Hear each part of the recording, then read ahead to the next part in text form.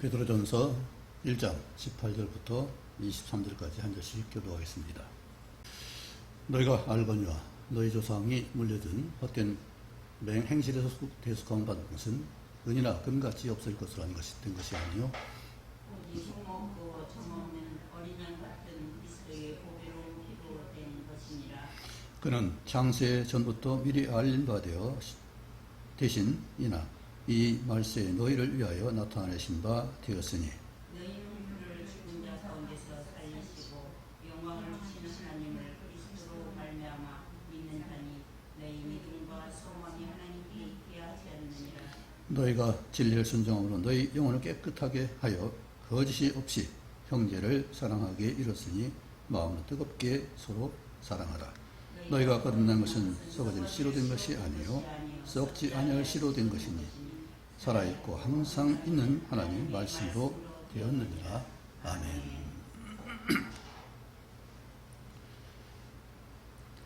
오늘 서로 뜨겁게 사랑하라. 참 귀한 말이고 신나는 얘기입니다. 그런데 아멘, 정말로 난 사랑하겠습니다, 이렇게 다짐할 수 있습니까? 아멘. 아멘. 네, 사랑 한 자만이 대답할 수 있는 거죠.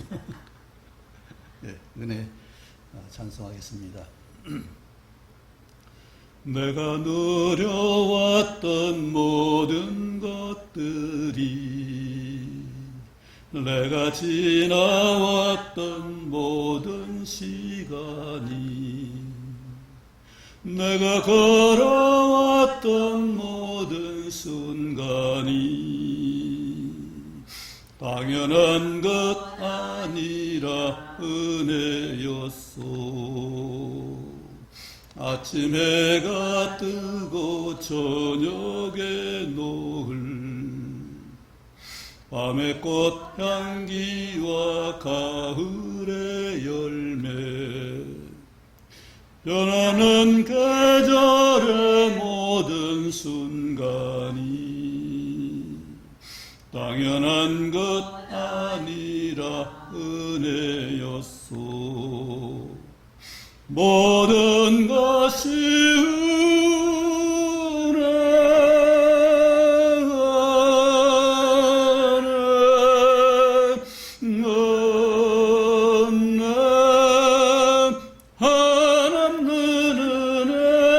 내 삶에 당연한 것 하나도 없었던 것을 모든 것이 은혜였소. 내가 이 땅에 태어나 사는 것, 어린아이 시절과 지금까지 숨을 쉬며 살며 꿈을 꾸는 삶, 당연한 것 아니라 은혜였소. 내가 하나님의 자녀로 살며 오늘 찬양하고 예배하는 삶, 복음을 전할 수 있는 축복이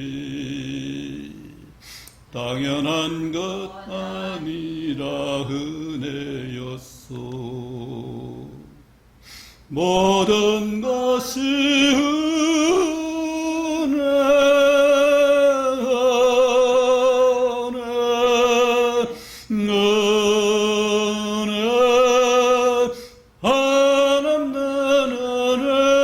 내 삶에 당연한 것 하나도 없었던 것을 모든 것이 은혜였소.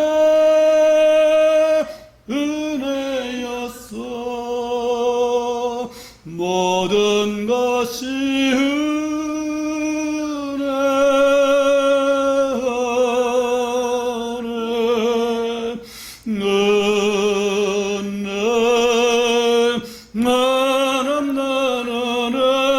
내 삶에 당연한 것 하나도 없었던 모든 것이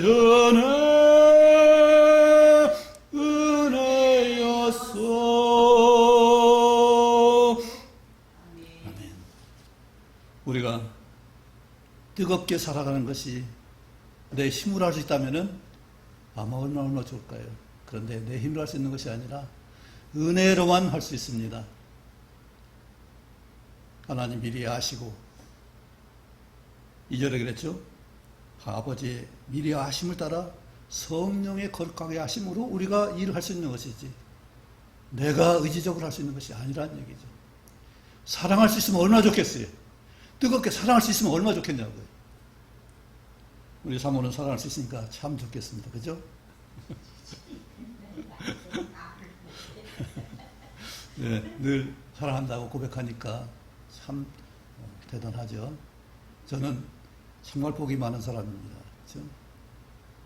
분명히 자문을 말했죠. 아내가 얻은 자는 복을 받은 사람이고 은총을 받은 사람이다. 입은 사람이라고. 이처럼 내가 사랑받을 수 있는 것 참 은혜예요. 할 수 있는 것은 더 큰 은혜예요. 그래서 오늘 사도 베드로는 뭐라고 했어요? 뜨겁게 서로 사랑하라고 했습니다. 근데 뭘 사랑하는 것도 잘 안 되겠지만 받는 것이 참 문제가 돼요. 받을 수 있는 우리 이것이 참 잘못 받으면 이것이 문제가 돼요. 오늘 은혜 찬송했지만은 은혜를 받으면 입으면 어떻게 돼요? 은혜에 대한 보답을 생각할 수 있어야 되잖아요. 아, 사랑받았으니까 나도 사랑해야지. 이런 정말 결단과 각오로 또 하나님 부탁해서 할 수 있게 해주십시오 하는 이런 기도를 해야죠. 사랑할 수 있도록 도와주세요. 이 기도를 하시기 바랍니다. 그럴 수 있다면 우리는 아마 보통 귀한 삶을 사는 것이 아닐 거예요. 그런데 그보다는 은혜를 당연한 권리로 한다고 하죠. 우리 자녀들이 부모의 사랑을 많이 받습니다. 정말로 어려서부터 많이 사랑을 받아요. 저도 어떻게 사랑했는지 모르지만은 사랑받고 태어났고 또 사랑받고 자라났고 어머니의 기쁨 가운데 제가 좀 컸습니다. 그런데 저도 이제 자녀를 낳고서 자녀 돌볼 때 지난번 한번 얘기한 것 같은데 딸아이 때문에 좀 섭섭한 일이 있었어요. 이제 인천에 가서 자취방 해서 이제 했는데 명절 때 그랬는데 너 이번에 오냐 그러니까 못 가요. 얼마 되겠어요? 1시간이면 오는데 왜 못 오냐? 귀찮아요. 얼마나 섭섭한지. 그게 귀찮다고? 그게 귀찮다고? 물론 그 어간에 여러 복잡한 일이 있었어요. 주인과 이런 문제가 있어서 아마 피곤했을지 모르겠어요. 그런데 제가 들을 때는 굉장히 섭섭하더라고요. 근데 어느 순간에 그것이 사라졌습니다. 정말로 은혜를 생각하면은 우리는 귀찮다는 말이 나올 수가 없어야 돼요. 그죠? 그런데 감정상 그렇게 될 수도 있고 실제 상황이 어려울 수도 있을 것입니다. 하기 싫어서가 아니라 이처럼 우리가 뜨겁게 사랑하라고 했는데 이걸 받을 수 있는 분이 얼마 될까 하는 생각을 해봐요. 정말 이걸 받을 수만 있다면 우리는 복된 사람일 것입니다. 그리고 요한복음 13장 34, 35절에 새 계명을 너희에게는 서로 사랑하라. 내가 너희를 사랑한 것 같이 너희도 서로 사랑하라. 그러면 모든 사람이 너희가 내 제자인 줄 알리라 했습니다. 내가 하나님 사람인 거 어떻게 알아요? 예수님 제자인 걸 어떻게 알아요?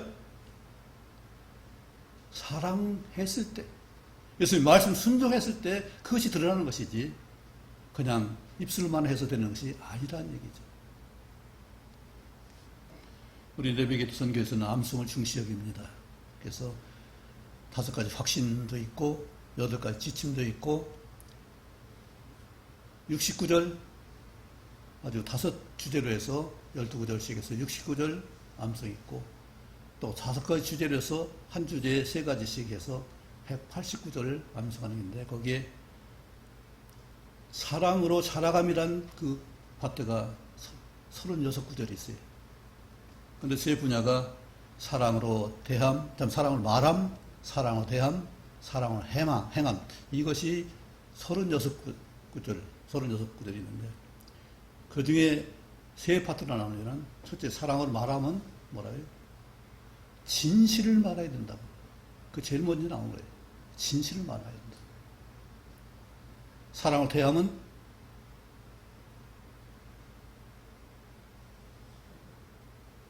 몰라요? 사랑을 대하면 용납으로 불쌍히 여기는, 받아들이는 용납의 마음으로 대할 수 있어야 됩니다. 사랑을 행하는 것은 화목을 위해서 행하라는 얘기죠. 화목을 할 수 있다면. 하나 예수님 오신 것은 화목 제물이잖아요. 그래서 예수님을 닮아서 이 같은 일을 하지 않으면 우리는 사랑으로 말할 수도 없고 대할 수도 없고 행할 수도 없다는 사실이죠. 아까 요한복음 13장에서 맨 처음에 1장에 1절에 13장 1절에 예수 사랑하시되 제자를 사랑하시되 끝까지 사랑하셨다고 말씀하셨어요. 그리고 발 씻겨 드리는 그 일을 하고 있죠. 그러면서 너희도 선생이 되어서 내가 이렇게 했으니까 너희도 그렇게 하는 것이 마땅하다. 사랑의 실제적인 그 예를 보여주시고 그리고 사랑하는 계명을 주셨습니다. 그런데 예수님만 그거 주셨나요? 우리 위대한 선비대 모세를 한번 생각해 보세요. 모세는 어떻게 했을까요? 모세는 온유함이 지면의 모든 사람보다 크다고 했어요. 승하다고 했어요. 민수기 12장 3절입니다. 그게 무슨 얘기냐면은 모세가 상처를 당했어요. 아내를 여였어요. 그래서 구스 여인을 취했어요. 아마 몸종에 있는지 같이 있었던지 모르지만은 히브리 여인이 아니라 구스 여인을 취해서 아내를 삼았어요. 그러자 그 누이하고 형 아론이 비난했어요. 그래서 하나님이 단호하게 나서서 그들을 책망하고 미람이 문둥병이 들게 했습니다. 모세는 나와 대면해서 말하는 자다.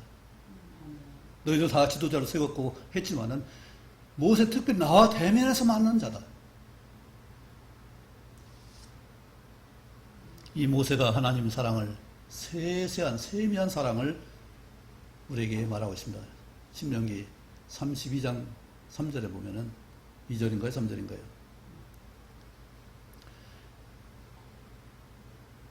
모세가 이스라엘 백성들이 가나안 땅 들어가면은 너희들이 어떻게 될 것을 미리 알게 한다고 노래를 만들어가지고 그들 속에 집어넣었어요. 그 노래를 만들어서 이렇게 잘못된 것을 미리 말씀하신 대로 너희들 될 것이니까 그때 돌이키라고 말씀했습니다. 그러면서 한 말이 내 교훈은 비처럼 내리고 그리고 내 말은 이슬같이 맺히리니 비는 어디나 공평하게 내리죠. 이제 장마철이 됐는데 어디든지 대부분 공평하게 내려요. 물론 도깨비도 있지만은 여기저기 그냥 갑자기 소낙비도 우달달비도 있지만은 정말 고르게 내려서 농사 짓는데 채소가 자랄 수 있도록 모든 환경이 자랄 수 있도록 하나님 고르게 주셔요. 악한 자나 선한 자나 똑같이 공평하게 주셔요. 그리고 이슬이 이슬같이 맺히게 한다고 했어요. 이슬은 뭐예요? 늘 비가 오는 거 아니잖아요. 그러면 이스라엘은 더군다나 산지기 때문에 이 물이 참 귀해요. 그런데 이스라엘 북쪽에 헤르몬산은 아주 높아서 늘 만년설이 그 찬 기운이 밑으로 내려오면은 밤에 낮에 올라갔던 습기가 찬 기운 때문에 내려와요. 새벽에 아침에 풀물마다 그 이슬이 맺혀서 정말로 이것이 그들이 얼마나 목마른 것을 축이고 아름답게 하는지 맺히는 그 열매도 모양도 좋지만은 그것이 그들의 식물에 얼마나 큰 양식이 되겠어요. 그리고 또 하나 하신 말씀이 연약한 풀에 가는 비라고 했어요. 풀이 당당한 것도 있지만 아주 연약한 건 있잖아요. 소낙비 맞으면 다 엎어지는 그런 것도 있잖아요. 그런데 가는비라고 했어요. 그러니까 우리의 필요에 따라서 합당하게 이것을 부어주시는 거예요. 우리나라 말은 굉장히 풍성합니다. 우리는 가는비라고 하지 않고 뭐라고 해요? 이슬비라고 하죠. 가람비라고 하죠. 또 부슬비라고도 하죠. 또 안개비라고도 해요. 그 비에 대해서 굉장히 여러 가지 많아요. 소낙비도 있지만은 더 큰 그런 것도 있고 많이 있지만 어쨌든 우리는 말이 굉장히 원시언어를 가지고 있기 때문에 풍성해요. 말이 먼저 생겼을까요? 글자가 먼저 생겼을까요? 당연히 말이 먼저 생기고 글자가 생긴 거죠. 그래서 우리말은 그만큼 어휘가 기억력 따져보니까 11,000몇 개가 돼요. 그만큼 말이 풍성해요. 지난번에 했죠. 중국은 400개 정도밖에 안 되고 일본은 300개 정도밖에 안 된다고. 거기다가 그림 문자가 있으니까 얼마나 더 풍성해요. 이야기가 딴 줄 같지만은 하나님은 세미하게 우리한테 세세하게 정말 사랑을 그렇게 주셔요. 연약한 채소, 연약한 풀에 가는 비가 되고 또 채소에 단비로 따르습니다. 채소가 여름 더워지면 뻣뻣해지죠. 강해지죠. 근데 비 한 번 맞으면 어떻게 돼요? 참 부드럽잖아요. 이처럼 하나님 주신 사랑은 비처럼 이슬 맺히는 것처럼 가는 비처럼 때 단비처럼 이같이 우리를 적시고 변화시키고 이사야 55장에 그랬죠. 비가 고루고루 내리는 것처럼 내 말은 모두 내려서 헛되이 돌아오지 않고 반드시 열매를 맺히라 이 말씀을 하셨습니다. 주님 하신 말씀 하나님 말씀은 반드시 열매를 맺게 하신 말씀이에요. 반드시 성취하신 말씀이에요. 예수님이 이 땅에 오신 목적이 뭐예요? 예수님 자신을 통해서 선지자를 통해서 말했던 그 모든 말들을 1.1이라도 다 이루기 위해서 오셨어요. 그만큼 하시는 말씀을 반드시 성취하시는 거예요. 알파와 오메가도 마찬가지. 내가 시작한 것을 반드시 매듭 짓겠다는 그 말씀이 시작과 끝을 말씀하세요. 이처럼 하나님 분명하게 성취하신 말씀이고 또 우리에게 맞게 사랑의 은혜를 베풀어 주셨어요. 그것이 모세의 입을 통해서 우리에게 알려준 은혜고 또 누가 사랑을 잘했을 것 같아요? 다윗. 네.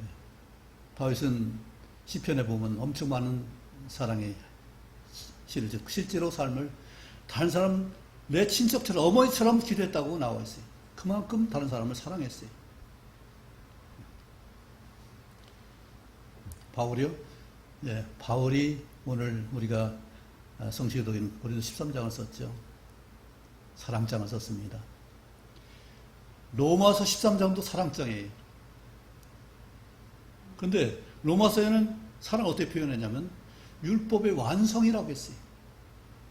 사랑은 율법의 완성이라고 했어요. 우리가 많은 영에 대해서 말합니다. 영 분별에 대해서. 그런데 그걸 뭐 꼭 따라갈 것이 아니라 한 가지 단적으로 요한 사도가 요한복음 요한일서 4장에 분명하게 말하고 있어요. 하나님 누구시라고요? 사랑이시라고 했습니다. 그래서 하나님에 속하지 않은 것은 하나님의 영이 아니에요. 영이야. 하나님의 영이에요. 사랑하지 않은 것은 하나님 속한 영이 아니다. 우리 마찬가지 지금도. 내가 누구를 사랑하고 있다면 그것은 하나님이 원하시는 것이 하나님 사람이에요. 그러나 내가 속에 미워하고 불편하다면 그것은 뭐예요? 하나님 사랑이 내 안에 있지 아니한 거예요. 우리는 이것을 분명히 늘 한번 다짐해야 돼요. 내 속에 미운 마음이 식이 있으면 어떻게 돼요? 그건 사랑인가요? 아닌가요? 하나님 사람이 아니에요. 비난하고 비판하면 거기 하나님 사랑이 있나요? 하나님 살아있으면 그렇게 못하죠. 하나님 살아있으면 예수님 말씀을 무시하겠어요? 순종하지 않겠어요? 분명히 하나님께서 말씀합니다. 성령을 주신 것은 어떻게 돼요? 우리로 순종할 수 있게 하기 위해서 성령을 주신 거예요. 성령이 감동하시 받지 않으면 우리가 순종할 수 없고 살아날 수 없습니다. 이것이 하나님 미리 아신 대로 성령을 보내셔서 거룩하게 하고 순종할 수 있게 하셨습니다. 그리고 사랑은 아무나 하는 게 아니에요. 왜 그래요? 엄청난 능력이 있어야 되기 때문에 그렇습니다. 사랑은 엄청난 책임입니다. 부모도 아닌데, 엄마도 아닌데, 아빠도 아닌데 책임질 수 있는 사랑을 누가 하겠어요? 부모만이 할 수 있는 거잖아요. 뭐 특별한 고아원이나 이런 것도 할 수 있겠지만 진정으로 자녀 사랑은 부모만이 할 수 있는 거잖아요. 사랑할 수 있을 때 부모가 되는 것이고, 사랑할 수 있을 때 우리는 하나님 사람이 되는 것이고, 사랑할 때 우리는 거짓 없이 진정으로 사귐의 반열에 들어갈 수 있는 것을 말하고 있죠. 사도 바울은 이처럼 우리에게 율법의 완성인 사랑을 하라고 말씀하고 있습니다. 사도 베드로는 오늘 제목처럼 뜨겁게 사랑하라고 했습니다. 요한 사도는 하나님 사랑이기 때문에 우리가 사랑하는 것이 마땅하다고 분명히 말씀합니다. 그런데 어떻게 뜨겁게 사랑할 수 있을까요? 이것만 될 수 있다면 우리는 세상에 무엇을 얻은 것보다 더 큰 것을 누리는 것은 복을 누릴 거예요. 사랑할 수 있다면. 그래서 사도 베드로는 1장 전체를 가지고 이것을 설명하고 있어요. 그냥 사랑이 되는 것이 아니라 성령으로 감동을 받아야 되고, 또 시험과 시련과 연단을 통해서 내가 금처럼 그보다 나은 존재가 되어야 되고 썩지 않은 씨로 되어야 된다는 것을 분명히 말씀하고 있죠. 이것이 되지 않으면 우리는 사랑할 수 없습니다. 생명이 있지 않으면 사랑할 수 없어요.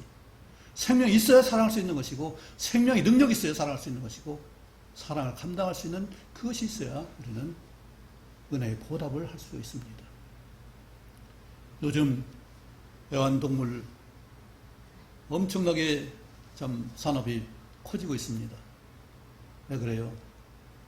사랑할 만한 것들이 많이 보이니까 사람들이 아주 애완동물을 참 많이 기르고 있어요.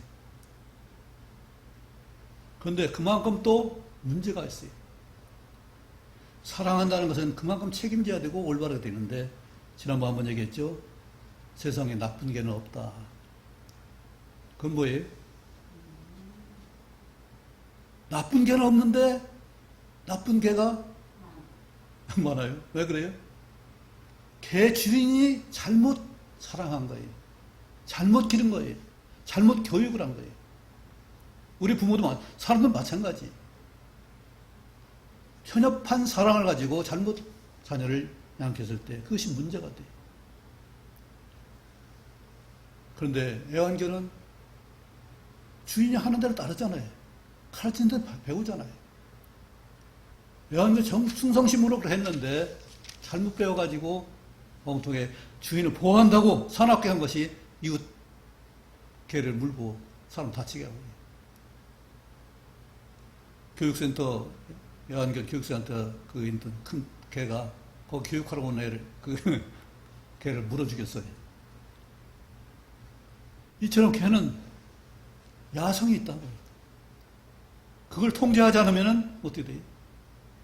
그대로 나오는 거잖아요. 이처럼 사랑하기도 어렵고 사랑받기도 어려워요. 왜냐하면 자문에 말했죠. 종을 어려서부터 잘 대우해주면 나중에 아들인 체한다고. 그만큼 당연한 걸로 알아들어요. 감사하는 것이 아니라 당연한 것을 받아들일 수 있습니다. 우리는 안 그럴 것 같아요? 자녀들이 잘해주면 당연한 것으로 여길지 모르겠어요. 우리는 정말 하나님이 말씀하신 대로 능력으로 사랑을 행할 수 있는 그 권능을 가지시기 바랍니다. 하나님이, 예수님이 이 땅에 오셔서 사랑의 본을 보여주시잖아요. 사랑이 율법의 강령이라고 분명히 말씀했잖아요. 그렇다면 어떤 무엇보다도 우리는 사랑할 수 있는 그 은혜를 입어야 될 줄 믿습니다. 아까 말했지만 모세가 어떻게 했어요? 신명기 6장 4절로 그래. 마음을 다하고 힘을 다하고 뜻을 다하여 주 너의 하나님 사랑하라고 했습니다. 마가복음에서는 목숨을 다하여 사랑하라고 했습니다. 그렇다면 우리 사랑이란 이 명제가 얼마나 엄청난 거예요? 그냥 사랑합니다 고개 숙이고 하는 이것이 인사가 아니라 정말로 나는 사랑합니다는 이것을 하나님 앞에서 우리가 고백할 수 있어야 되고 다짐할 수 있어야 되고 그렇게 사람 앞에서도 나는 당신을 진정으로 사랑합니다. 사랑하겠습니다. 이런 고백을 할 수 있길 바랍니다. 우리는 누구도 마찬가지예요. 한 어떤 사람 사랑하고 어떤 사람 사랑하지 말라고 안 했어요. 원수도 사랑하라고 했어요. 그런데 지금 원수 사랑하는 분이 몇 분이나 있을까요? 정치가 어려우니까 서로 욕하기 바빠요. 그들을 용납하는 마음을 바라보기가 너무 힘들어요. 그죠? 그런데 우리는 예수 그리스도의 사람들이 성령의 사람이에요. 원수를 사랑하려면 적어도 미워하지는 말아야 되잖아요. 험담을 하지 말아야 되잖아요. 적어도 그를 위해서 숯불을 머리에 쌓는 거예요. 내가 기도하고 축복하고 우리는 그 일에 대해서 조금 더 마음을 열고 왜 그런지를 한번 생각해보고 그들은 삶이 그것이 전부예요. 그것이 아니면 그 후 없어요. 그것밖에 없으니까 도리가 없잖아요. 아까 애언견 이야기 나왔지만은 개는 먹는 것이 제일 우선이에요. 이거 외에는 없어요. 그래서 먹이를 잘 주면 말 잘 들어요. 아무리 아주 굉장히 무서운 개도 먹이 던져주면 가까워져요. 그래서 도둑이 개를 꿀 때 먹이 던져져가지고 담을 넘어와요. 개는 한번 물으면 안 놔요. 그래서 개가 토한 곳에 돌아간다고 말하고 있어요. 왜요? 우리는 토한 걸 절대 먹을 수 없습니다. 근데 개는 토한 것도 음식이에요. 그것을 버리지 않아요. 그만큼 식탐이 대단해요.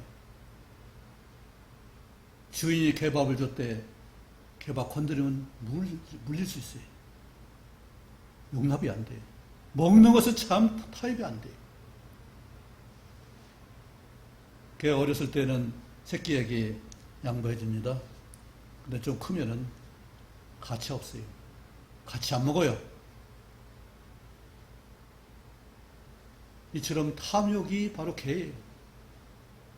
우리 사람에게도 이 같은 성질이 있는 이것은 어쩔 수가 없어요. 우리는 짐승같이 되지 않길 바랍니다. 짐승도 뜨겁게 사랑해요. 얼마나 사랑하는지 아세요?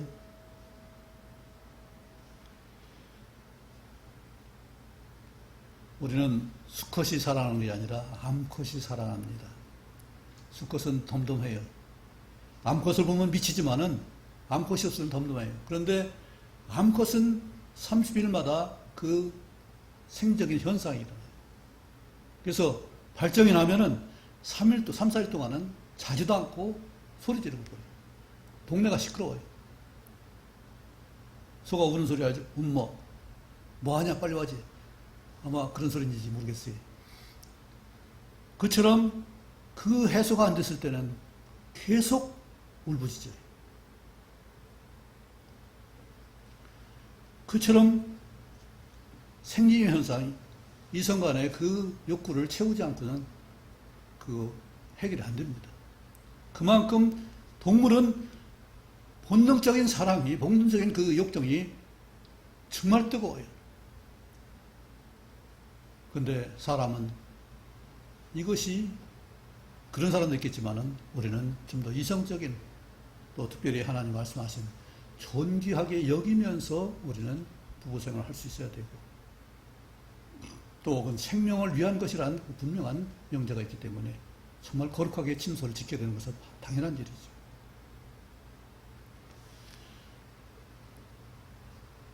우리 이제 어떻게 뜨겁게 서로 사랑할 수 있는가? 오늘 그 말씀 해답이 22절이죠. 같이 읽어볼까요? 시작. 너희가 진리를 순종함으로 너희 영혼을 깨끗하게 하여 거짓이 없이 형제를 사랑하기에 이뤘으니. 네. 진리를, 말씀을 순종할 수 있어야 우리는 이것을 할 수 있습니다. 이것이 내 기부전에, 내 마음속에 새겨져 있어야 우리는 말씀 순종할 수 있고, 아까 말했던 요한복음 13장 34-35절에 보면 새 계명을 우리는 그것을 순종할 수 있어서 모든 사람이 내 제자인 걸 알게 된 역사, 예수 그리스도의 생명의 능력이 나를 통해서 나타나는 역사, 나를 통해 형제 드러난 것이 바로 하나님의 말씀 순종하는 자에게 있다는 사실을 말하고 있습니다. 그렇다면 우리는 정말로 말씀을 순종하게 이르게 하신 하나님의 섭리를 미리 아시고 성령을 그렇게 아시고 순종할 수 있는 모든 것을 알게 하시고 또 단련되어서 이제는 어떤 것도 감당할 수 있는 연단된 마음으로 금보다 나은 그런 놀라운 삶을, 사랑하는 삶을 살 수 있게 할 수 있습니다. 이렇게 했으니까 사도 바울이, 사도 베드로가 이처럼 앞에서 단계 시험과 시련과 연단을 통해서 이루어진 금보다 나은 삶을 가지고 사랑하라는 것이 바로 이래서 이런 앞의 시련들을 말하고 있는 거죠. 우리는 이 앞의 시련들을 참 힘들어할 수 있습니다. 그런데 무엇보다 엄청난 능력과 에너지를 가지고 있는, 사랑할 수 있는 그 파워는 바로 앞에서 이런 과정을 하나하나 겪어야 되는 일을 말하고 있죠. 그냥 갑자기 내가 뜨겁게 사랑한다. 물론 사춘기 아이들 13살, 14살한테도 할 수 있습니다. 그런데 그것은 받는 사랑이에요. 하는 주도적인 사랑이 아니라 받는, 보이는, 인정받는 그것을 위한 사춘기지 사랑할 수 있는 능력은 없습니다. 우리가 말하는 것은 하나님은 우리에게 사랑하라고 하셨지 사랑받으라고 안 하셨어요. 이미 하나님이 사랑 주셨는데 더 받을 거 없잖아요. 받았으니까 이제는 너희도 그걸 사랑하라 이것을 말씀하는 거잖아요. 그렇게 사랑을 순종을 할 수 있길 바랍니다. 하나님 하게 하셨어요. 왜요? 사랑보다 큰 열매가 없으니까. 사랑해야 화목이라는 것이 이루어집니다. 아까 사랑으로 행함 첫 번째 뭐라고요? 화목을 위해서 우리가 실제 행동을 가야 되는 것을 말하고 있습니다. 정말 우리는 화평을 위해서, 가정의 화평, 이웃의 화평, 친족의 화평을 위해서 내가 무엇을 했는가 한번 생각해 보세요. 그들에게 피스메이커, 정말로 평화의 사절로서 내가 다가가고 있는지, 아니면 트러블 메이커가 되는지, 정말 우리를 자신을 살펴보시기 바랍니다. 그리고 사랑받는 거, 사랑하는 거, 우리가 일방적인 생각을 하지 말기 바랍니다. 정말 미운 사람 있잖아요. 그런데 그 미움 상대가 왜 미움냐고요. 왜 미운지, 그가 왜 그런지를 한번 생각해 보자고요. 아까 제 딸에게 있지만은, 너무 섭섭하더라고요. 그런데 그때, 오갈 생각해보니 그때가 굉장히 피곤한 때였어요. 뭔가 문제 해결 때문에 상당히 한동안 애를 많이 썼어요. 그것이 생각나더라고요. 내가 힘들었구나. 요즘은 참 살갑게 말을 잘합니다. 그래서 그런 문제가 다 없어졌는데, 정말 어떤 문제가 있으니까 그렇게 나오는 거예요. 미운짓을 왜 해요? 그 안에 채워지지 않는 욕구가 있기 때문에 그런 것이고, 상처가 있기 때문에 그래요. 우리나라 지도자를 보면 그들 상처가 큰 사람들이에요. 상처가 너무 많은 사람들이에요. 너무 불쌍하잖아요. 사랑하려면은 또 하나 어떻게 되겠어요? 제일 먼저 불쌍히 여기는 한 마음을 주셔야 돼요. 하나님이, 성령님이 내 마음 감동해서 참 불쌍하다. 참 불쌍하다. 저러면 안 되지. 저기서 어떻게 건져내야지. 이 마음을 주셔야 우리는 사랑할 수 있어요. 내 속에 미움이 있는데 사랑 되겠어요? 주님이, 하나님이 성령 주셔 내 감동을 만져주셔야, 내 마음을 만져주셔야, 불쌍히 여기는 마음을 만져주셔야 우리는 사랑의 그 한 걸음 나아갈 수 있습니다. 불쌍하지 않는데 불쌍히 여기는 마음을 주님이 주시기를 구하시기 바랍니다. 그래야 우리는 살아갈 수 있어요. 그리고 하나님 약속하신 것을 생각하고 바랍니다. 왜 불시험 같은 단련하는 그 일을 했겠어요? 우리는 예수님이 부활했다는 그 사실 때문에 죽음이 두렵지 않잖아요, 이제. 그렇죠? 소망이잖아요. 사도 바울이 왜 처음에 예수님을 핍박하고 제자들 핍박하면서 쫓아다니면서 핍박했겠어요? 모욕하게 하는 말하고 잡아다 죽이기까지 하고. 왜 그랬어요? 부활을 믿지 못해서 그렇잖아요. 부활을 인정되지 않으니까 어떻게 부활을 할 수 있냐? 바리새인은 부활을 내세가 있다고 분명히 믿었습니다. 그런데도 실제 부활에 대해서 예수님을 믿지 못한 거잖아요. 근데 그가 어떻게 돌아섰어요? 부활하신 주님을 뵀을 때 거기서 깨진 거잖아요. 부활에 있을 때 우리는 소망이 있습니다. 부활을 분명하게 믿는다면 우리는 두려움이 없습니다. 소망이 있기 때문에 우리는 사랑할 수 있는 거예요. 우리는 사랑을 희생이라고 합니다. 절대 희생이 아닙니다. 예수님은 희생하셨어요. 그러나 사랑은 투자지 희생이 아니에요. 왜 그래요? 하나님이 갚아주시기 때문에 그렇습니다. 하나님이 손해보게 하시겠어요?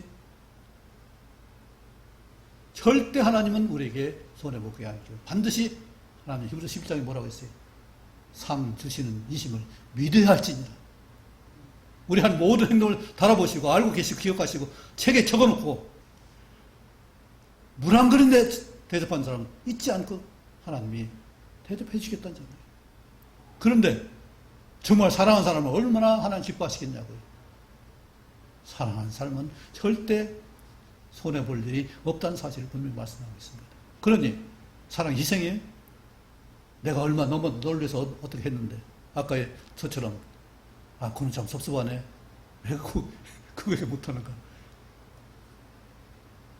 쏟은 우리가 사랑하는 수고는 결코 되지 않습니다. 하나님이 기억하십니다. 나도 알고 너도 알고 하늘도 알고 땅도 다 알아요.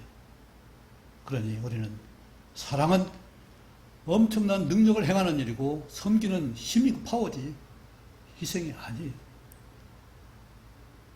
동물이나 희생입니다. 왜냐하면 자기가 대접 못 받잖아요. 옛날에 제사 지낼 때 양이나 소는 자기가 왜 죽는지를 몰라요. 그러니까 그것은 희생이에요. 근데 아브라함이 이삭을 희생제물 드리려고 할 때 하나님 막았어요. 왜요? 그건 희생이 아니기 때문에. 이삭은 자기 죄 때문에 죽어야 돼요. 다른 사람을 위해서 희생을 드릴 수 있는 것이 안 돼요. 그래서 예수님은 완전한 몸을 죄인으로 들여지고 나무에 매달리고 심판의 형벌을 받았어요. 예수님은 완전한 몸을 우리한테 주신 거예요. 그렇게 희생이 돼요. 화목 제물이 돼요. 근데 사람은 사랑의 수고는 절대 희생이 아니고 손해가 아닙니다.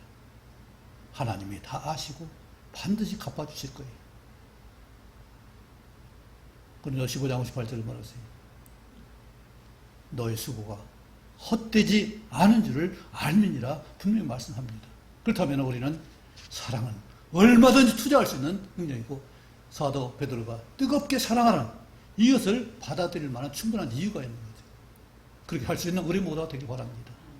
안 되면 하나님께 구해서 나 정말 진지한 뜨거운 사랑을 할 수 있도록 도와달라고 기도하시기 바랍니다. 하려고 하면은 얼마든지 할 수 있어요. 너저 13장에 15가지 항목이 있습니다. 거기서 한두 가지만이라도 한번 해보세요. 제가 늘 말하는 것은 존중입니다. 물에 행치 않는 겁니다. 그렇죠? 욥도 물에 행치 않았어요. 종이라 할지라도 그들의 의견을 무시하지 않았어요. 왜? 종의 창조자도 하나님이고 나도 지은 분이 하나님인데 너나 나는 똑같은 창조가 똑같잖아요. 그래서 그걸 무시하지 않았어요. 이처럼 우리는 남을 무시하는 일을 하지 않기 바랍니다. 특별히 비난하거나 정말로 그를 함부로 단정하지 않기 바랍니다. 왜요? 그 아픔이 있고 그 슬픔이 있고 그 괴로움이 있기 때문에 우리는 그것을 먼저 그 원인을 찾아줄 수 있기 바랍니다. 그래서 그가 사랑받을 만한 그런 존재가 되고 나도 정말 은혜를 입을 수 있는 존재가 되어서 은혜 입기만 하는 것이 아니라 반드시 또 갚을 수 있는 것이 되면 더 좋잖아요. 은혜를 보답할 수 있으면 얼마나 좋겠어요. 자식이 효도할 수 있으면 얼마나 좋겠어요. 저는 효도할 수 있는 시간이 없어서 제대로 못했습니다. 그러나 이제 어렸을 때 기쁘시게 한 것만 해도 또 그것이 될지 모르지만 정말 우리는 기회 있을 때 사랑할 수 있기 바랍니다. 이것이 영원히 남는 것이고 오늘 23절에 있는 것처럼 썩지 않을 씨가 되는 하는 일이 하는 일이에요. 썩으면 할 수 없는 일이에요. 썩지 아니할 씨로 된 말씀이 우리에게 생명력이 됐을 때 생명이 줄기가 되고 꽃이 피고 열매가 맺어서 다시 새 생명을 이룰 수 있는 그 역사가 일어나는 것이 사랑의 수고입니다. 그렇다면 베드로 사도를 통해서 우리에게 말씀하시는 마음을 뜨겁게 서로 피차 사랑하는 이 말씀을 우리가 받을 수 있기 바랍니다. 너무나 어려운 말씀 보겠습니다. 그러나 내가 할 수 있는 것이 아니라 성령께서 감동을 주시면 불쌍히 여기는 마음을 주시면 또 진리 말씀을 순종할 담대함을 주시면 이같이 하게 하실 줄 믿습니다. 우리 모두가 정말 순종함으로 이 사랑을 행할 수 있기 바라고 대할 수 있기 바라고 사랑으로 말할 수 있길 바랍니다. 기도하겠습니다. 아버지 하나님, 우리를 사랑하시는 사랑으로 우리도 사랑할 수 있도록 도와줄 줄 믿습니다. 이제는 어떤 대가가 아니라 하나님이 사랑을 보답하는 양으로 할 수 있게 하시고 또 희생을 한 내 공로가 아니라 아버지 하나님 주신 기회이고 하나님 상급을 받을 수 있는 놀라운 은혜인 줄 믿고 뜨겁게 사랑할 수 있도록 저희를 도와주시고 모든 일에 마음을 다하고 뜻을 다해서 사랑할 수 있는 저희에게 도와주옵소서. 또 귀한 생명의 열매 맺을 수 있도록 우리가 수고하고 섬기는 일에 정말로 큰 자가 될 수 있고 또 이처럼 순종하는 우리 모두가 될 수 있도록 도와주옵소서. 예수님 이름으로 기도합니다. 아멘.